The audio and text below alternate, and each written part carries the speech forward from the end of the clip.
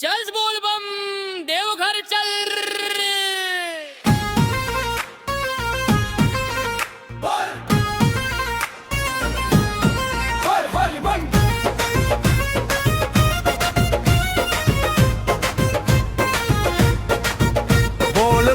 बोल बम हर हर बम, चल से देवघर भर मन के दम।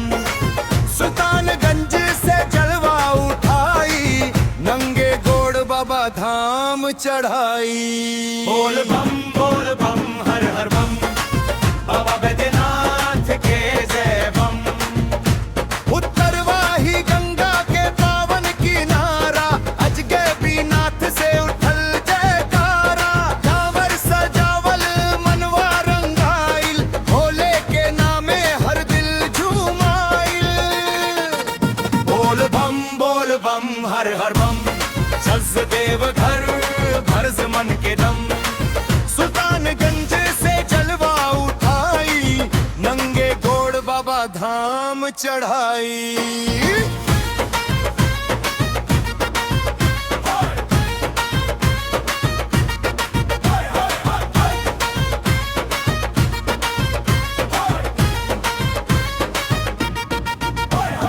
असरंज पहुंचल थकान न मानी, भोले के भक्ति सबसे निराली। घाव भूला के कदम बढ़ाई, बम बम बोले दुनिया सुनाई।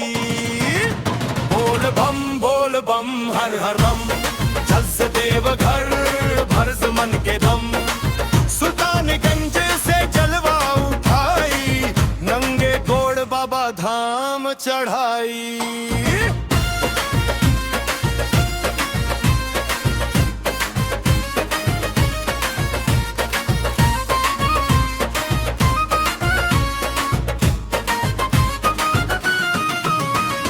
तारापुर से सेवा के धारा, हर कदम साथे भोले हमारा। सुइया पहाड़ कठिन चढ़ाई, भोले के शक्ति राह दिखलाई।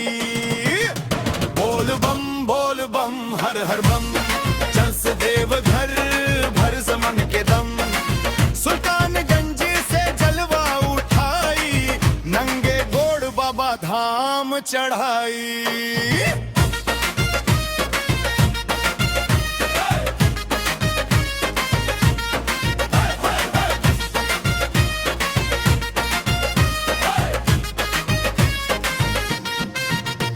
कटोरिया नगरी रात बिताई, भोर भइले फेर डगर पकड़ाई। ढोल नगाड़ा डीजे बाजे, बम बम बोलत भीड़ समाजे।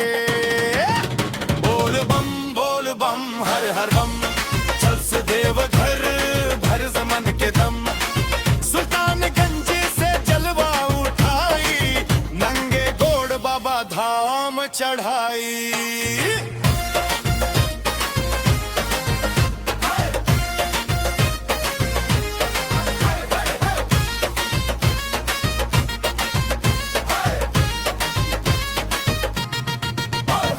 लक्ष्मीपुरे चंदन किनारा, झारखंड में गूंजे जयकारा।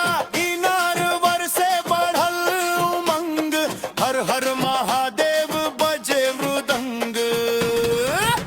बोल बम हर हर बम, चल से देवघर भर मन के दम।